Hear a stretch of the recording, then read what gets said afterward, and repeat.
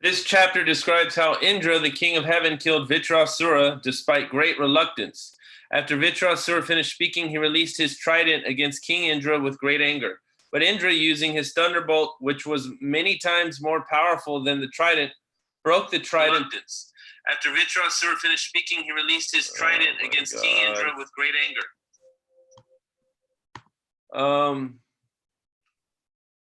And cut off one of Vitrasura's arms. Nevertheless, Vitrasura used his remaining arm to strike Indra with an iron mace, making the thunderbolt fall from Indra's hand. Indra, being very ashamed of this, did not pick up the thunderbolt from the ground, but Vitrasura encouraged King Indra to pick it up and fight. Vitrasura then spoke to King Indra as follows, instructing him very well. The Supreme Personality of Godhead, he said, is the cause of victory and defeat. Not knowing that the Supreme Lord is the cause of all causes, fools and rascals try to take credit for victory or defeat themselves, but everything is actually under the control of the Lord. No one but him has any independence. The Purusha, the enjoyer, and Prakriti, the enjoyed, are under the control of the Lord, for it is by his supervision that everything works systematically. Not seeing the hand of the Supreme in every action, a fool considers himself the ruler and controller of everything. When one understands, however, that the real controller is the Supreme Personality of Godhead, he is freed from the relativities of the world, such as distress, happiness, fear, and impurity. Thus, Indra and Vitrasura not only fought, but also engaged in philosophical discourses. Then they began to fight again. This time, Indra was more powerful, and he severed Vitrasura's remaining arm. Vitrasura then assumed a gigantic form and swallowed King Indra. But Indra, being protected by the talisman known as the Narayan Kavacha, was able to protect himself even within Vitrasura's body. Thus he emerged from Vitrasura's abdomen and severed the demon's head from his body with his powerful thunderbolt. Severing the demon's head took 1 complete year to accomplish. Text 1. Sukadeva Goswami said, desiring to give up his body, Vitrasura considered death in the battle preferable to victory. O King Parikshit, he vigorously took up his trident and with great force attacked Lord Indra, the king of heaven, just as Kaitabha had forcibly attacked the Supreme Personality of Godhead when the universe was inundated. Purport, although Vitrasura repeatedly encouraged Indra to kill him with the thunderbolt, King Indra was morose at having to kill such a great devotee and was hesitant to throw it. Vitrasura, disappointed that King Indra was reluctant despite his encouragement, took the initiative very forcefully by throwing his trident at Indra. Vitrasura was not at all interested in victory. He was interested in being killed so that he could immediately return home back to Godhead. As confirmed in Bhagavad Gita, Tyaktva deham punarjanmam naiti. After giving up his body, a devotee immediately returns to Lord Krishna and never returns to accept another body. This was Vitrasura's interest. 2. Then Vitrasura, the great hero of the demons, whirled his trident, which had points like the flames of the blazing fire at the end of the millennium. With great force and anger, he threw it at Indra, roaring and exclaiming loudly, O sinful one, thus I shall kill you. Thus shall I kill you. 3. Flying in the sky, Vitrasura's trident resembled a brilliant meteor. Although the blazing weapon was difficult to look upon, King Indra, unafraid, cut it to pieces with his thunderbolt. Simultaneously, he cut off one of Vitrasura's arms, which was as thick as the body of Vasuki, the king of the serpents. Although one of his arms was severed from his body, Vitrasura angrily approached King Indra and struck him on the jaw with an iron mace. He also struck the elephant that carried Indra. Thus, Indra dropped the thunderbolt from his hand. 5. The denizens of various places, like the demigods, demons, charanas, and siddhas, praised Vitrasura's deed. But when they observed that Indra was in great danger, they lamented, alas, alas. 6. Having dropped the thunderbolt from his hand in the presence of his enemy, Indra was practically defeated and was very much ashamed. He dared not pick up his weapon again. Vitrasura, however, encouraged him, saying, "Take up your thunderbolt and kill your enemy. This is not the time to lament your fate." 7. Translation. Vitrasura continued, "O Indra, no one is guaranteed of being always victorious, but the original enjoyer, the Supreme Personality of Godhead, Bhagavan. He is the cause of creation, maintenance, and annihilation, and he knows everything.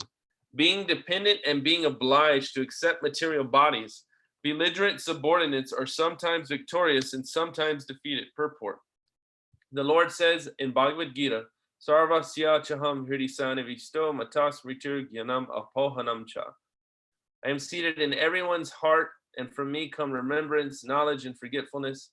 When two parties fight, the fighting actually goes under the direction of the Supreme Personality of Godhead, who is Paramatma, the Supersoul. Elsewhere in the Gita 3:27, the Lord says, "Prakriti kriyamanani gunai karmani sarvashaha ahankara vimuratma kartaham iti manyate."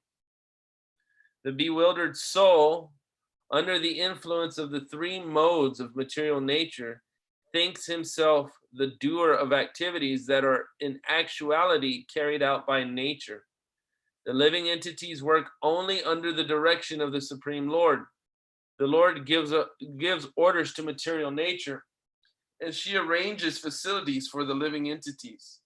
The living entities are not independent, although they foolishly think themselves the doers. Karta. Victory is always with the Supreme Personality of Godhead. As for the subordinate living entities, they fight under the arrangement of the Supreme Personality of Godhead. Victory or defeat is not actually theirs. It is an arrangement by the Lord through the agency of material nature. Pride in victory or moroseness in defeat is useless. One should fully depend on the Supreme Personality of Godhead, who is responsible for the victory and defeat of all living entities. The Lord advises, "Niyatam kuru karma, twam karma jayayo hyak akarmanaha." Perform your prescribed duty, for action is better than inaction. The living entity is ordered to act according to his position. Victory or defeat depends on the Supreme Lord. Karmanyeva dikarastema faleshu karachana. You have a right to perform your prescribed duty, but you are not entitled to the fruits of actions. One must act sincerely according to his position. Victory or defeat depends on the Lord. Vitrasura encouraged Indra, saying, "Don't be morose because of my victory. There is no need to stop fighting. Instead, you should go on with your duty. When Krishna desires, you will certainly be victorious." This verse is very instructive for sincere workers in Krishna consciousness, in the Krishna consciousness movement. We should not be jubilant in victory or morose in defeat. We should make a sincere effort to implement the will of Krishna or Sri Chaitanya Mahaprabhu. And we should not be concerned with victory and defeat. Our only duty is to work sincerely so that our activities may be recognized by Krishna.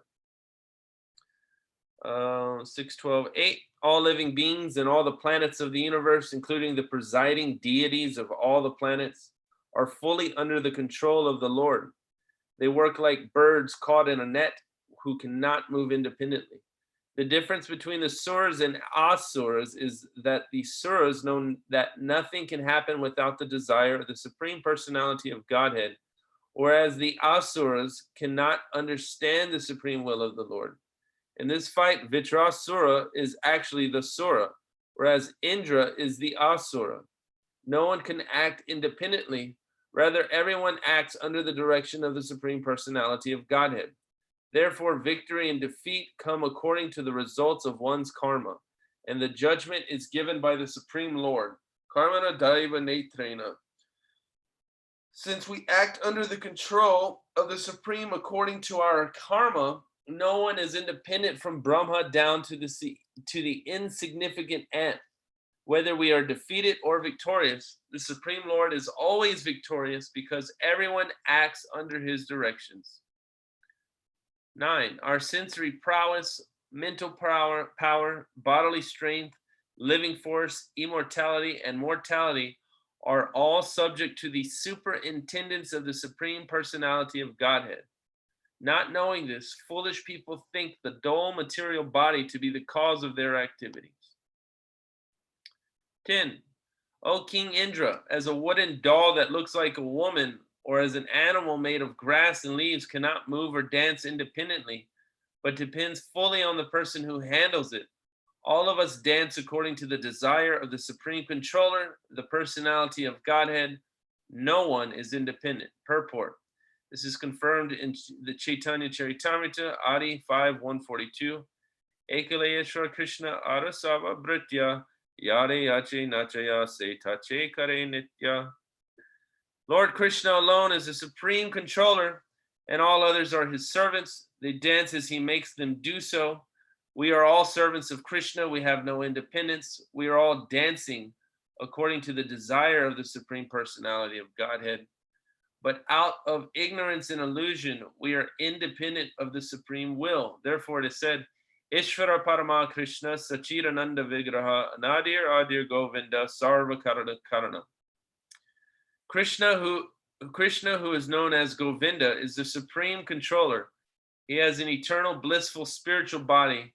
He is the origin of all. He has no other origin, for he is the prime cause of all causes. Brahma Samhita 5:1.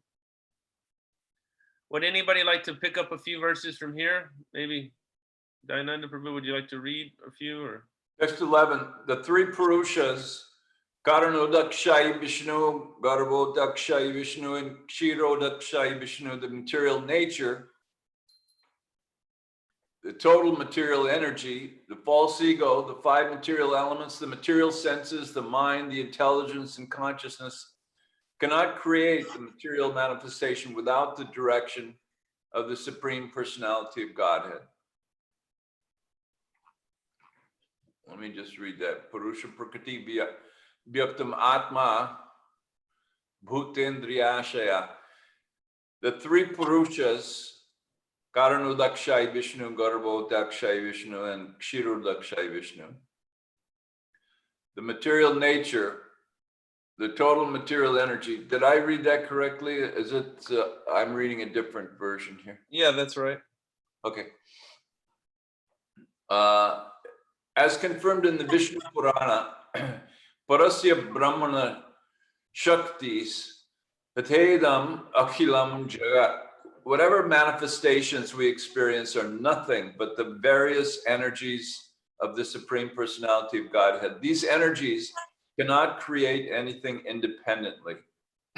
This is also confirmed by the Lord himself in Bhagavad Gita. Maya Dhyakshena Prakriti Suyate Sachiracharam. This material nature is working under my direction, O son of Kunti, and it is producing all moving and unmoving living beings. Only under the direction of the Lord, the Supreme Person, can Prakriti, which is manifested in 24 elements, create different situations for the living entity. In the Vedas, the Lord says, excuse me, I'm not gonna read the Sanskrit. So, since everything is a manifestation of my energy, I am known as Parabrahman. Therefore, everyone should hear from me about my glorious activities. Doesn't say where in the Vedas. The Lord also says in Bhagavad Gita, Aham Adir Hidevanam, I am the origin of the demigods. Therefore, the Supreme Personality of Godhead is the origin of everything, and no one is independent of him. Srimad Bhattacharya also says, Anisha Jiva Rupena. The living entity is Anisha. Anisha.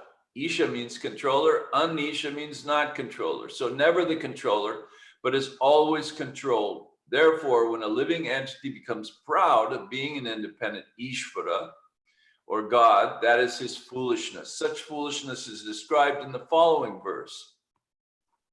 A foolish, senseless person cannot understand the Supreme Personality of Godhead. Although always dependent, he falsely thinks himself the Supreme. If one thinks, according to one's previous fruitive activities, according to one's previous fruitive actions, one's material body is created by the father and mother, and the same body is annihilated by another agent as another animal is devoured by a tiger. This is not a proper understanding. The Supreme Personality of Godhead himself creates and devours the living beings through other living beings. According to the conclusion of the philosophy known as karma mimamsa, one's karma or previous fruitive activity is the cause of everything. Therefore, there is no need to work. Those who arrive at this conclusion are foolish. When a father creates a child, he does not do so independently. He is induced to do so by the Supreme Lord. As the Lord himself says in Bhagavad Gita, Sarvasya chaham hridisannivishto matta smriti jnanam apohanam cha. I am in everyone's heart. And from me come remembrance, knowledge, and forgetfulness. Unless one receives dictation from the Supreme Personality of Godhead who sits within everyone's heart, one cannot be induced to create anything. Therefore, the father and mother are not the creators of the living entity. According to the living entity's karma, fruitive activities, he is put into the semen of the father who injects the living entity into the womb of the mother. Then, according to the body of the mother and father, yatha yoni tatha bijam, the living entity accepts a body and takes birth to suffer or enjoy. Yatha yoni, yatha bijam. So according to the womb, yatha bijam, according to the seed, the living entity accepts a body and takes birth to suffer or enjoy. Therefore, the Supreme Lord is the original cause of one's birth. Similarly, the Supreme Lord is the cause of one's being killed. No one is independent. Everyone is dependent. The true conclusion is that the only independent person is the Supreme Personality of Godhead. 13. Just as a person not inclined to die must nonetheless give up his longevity, opulence, fame, and everything else at the time of death, so at the appointed time of victory, one can gain all these when the Supreme Lord awards them by his mercy. It is not good to be falsely puffed up, saying that by one's own effort one has become opulent, learned, beautiful, and so on. All such good fortune is achieved through the mercy of the Lord. From another point of view, no one wants to die, and no one wants to be poor or ugly. Therefore, why does the living entity against his will receive such unwanted troubles? It is due to the mercy or chastisement of the Supreme Personality of Godhead that one gains or loses everything material. No one is independent. Everyone is dependent on the mercy or chastisement of the Supreme Lord. There's a common saying in Bengal that the Lord has 10 hands. This means that he has control everywhere, in the 8 directions and up and down.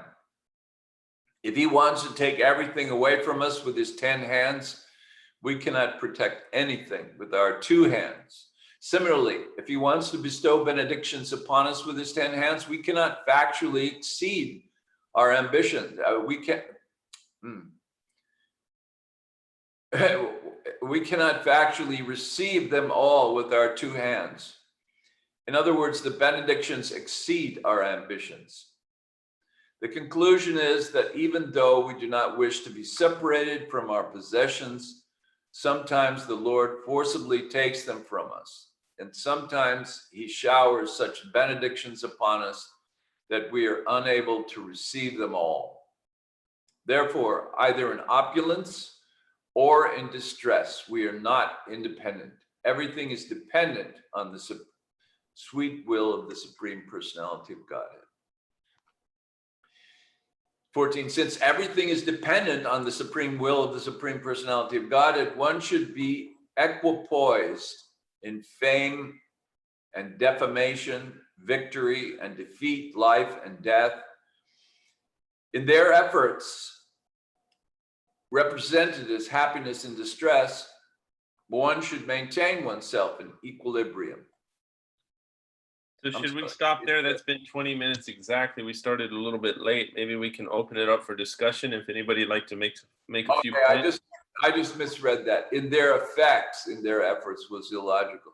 In their effects, meaning the effects of fame, defamation, etc. In their effects represented as happiness and distress. Interesting. This is a nice point. I like this. That we get all these things coming at us, these dualities, fame, defamation, victory, defeat. But in their effects, they're represented as happiness and distress. I like that. We get happy, we get everything goes well, we get everything goes poorly, distress. One should maintain oneself in equilibrium without anxiety. I've always liked that verse, and since we're talking now, I've always liked that verse in Bhagavad Gita where it says, Tang titikshasva bharata, the Mantara sparshastu konte, shitoshna sukha dukkha agama paino, nityas tang titikshasva bharata, meaning the last line meaning titikshasva means to tolerate, tan, all those. And what are all those? Just what it says here. Fame, defamation, victory, defeat, summer, winter, all the sense things that are coming at us. And we have to hear this over and over again because it's so difficult. How are we going to maintain equilibrium? And then the following verse in Bhagavad Gita is so nice. I like it. Yang hina vyatyantyete purusham purusharshava samadhuka sukhang dhiran somritat vaya kalpate. So the first verse is matra sparshastu, that one who can tolerate, one should tolerate these things. And then yang hina vyatyantyete, and one who does tolerate them, so amrita vaya kalpate. Prabhupada says he's eligible for amrita, for liberation. I like this word amrita. It means liberation, but it means nectar also. It has a lot of implications. So it's a powerful, powerful concept that's stated so simply. Oh, you're happy, you're distressed? No, just be indifferent. How is that possible? Anyway, that's my comment. I love this chapter. This chapter is incredible. It's just beyond. Indra is fighting Vritasura. The whole build-up, the whole thing is just, it's beyond conception. And then they're fighting, and then Vritasura is kind of winning, and then he starts lecturing Indra. Oh, God. I love it. Love like how it said Indra waited for 1 year, you know? Yeah, to cut off his head. It took 1 year to cut off his head. I like how, all the devas are looking on and making their commentaries and everything. It's kind of like a boxing match, like a Muhammad Ali fight or something. It's kind of, yeah. They're tuning in. Yeah. It's really great. And then they praised Vritasura. Hey, Vritasura, great move. Indra, he's in trouble. Yeah. I like this verse that Prabhupada quoted from Chaitanya Charitamrita.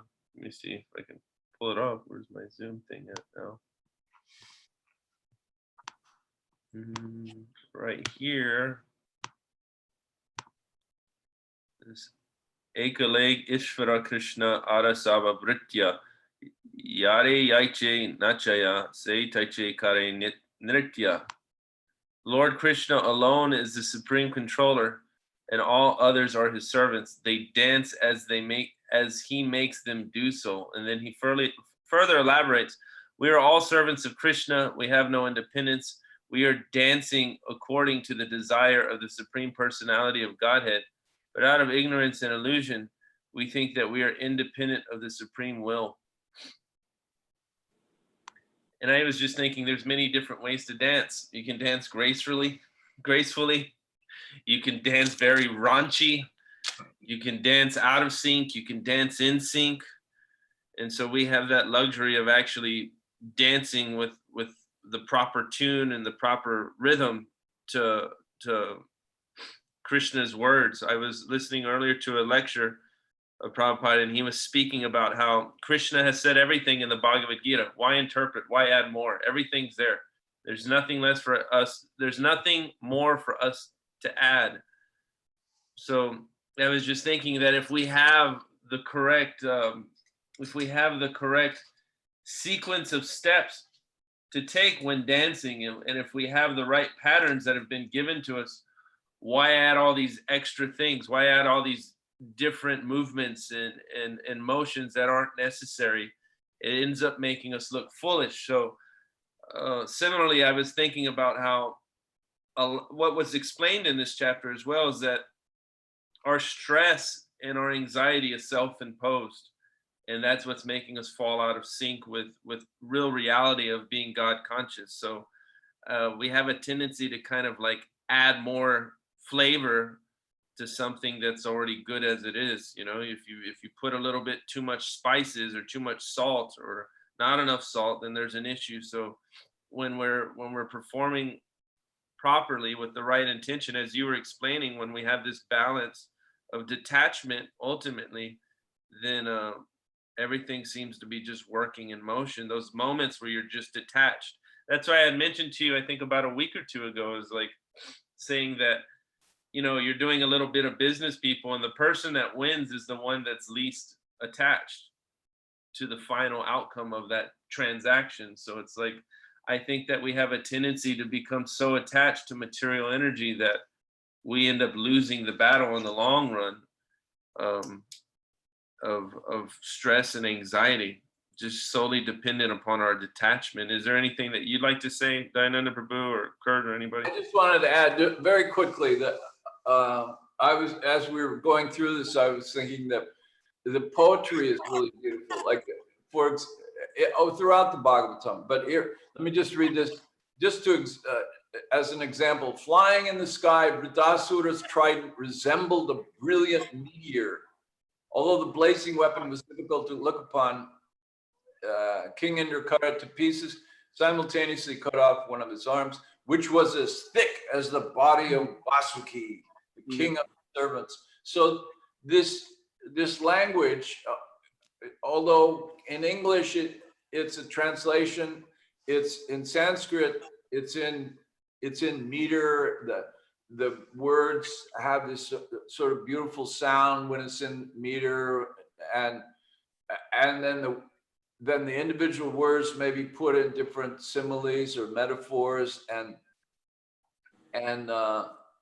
quite often these are either things that we find in nature, like it resembled a brilliant meteor, and in modern life we're so disconnected from nature, so it's hard for us to enter into the poetry of that. And then the other thing is that there are really a lot of references to other beings within to the devas and to other beings within the literature, like thick as the body of Vasuki. So these kinds of references, they both, you know, evoke this imagery, beautiful imagery. So there's the story, there's the poesy, and there's the philosophy. It's a very, anyway, beautiful context. Bus, that's all. All right, thank you so much. Oh, I was going to say, even that quote that you gave from the Chaitanya Charitamrita, it likens Krishna's control with dancing. He's saying that. So just that's another poetic reference. A lot of poetry. All right, thank y'all so much. We'll see you on Friday. Hari Krishna. How was the prasadam yesterday, Kurt? Was it okay? Oh, it was good. Yeah. Yeah, just distributed all those plates. So yeah, it was great.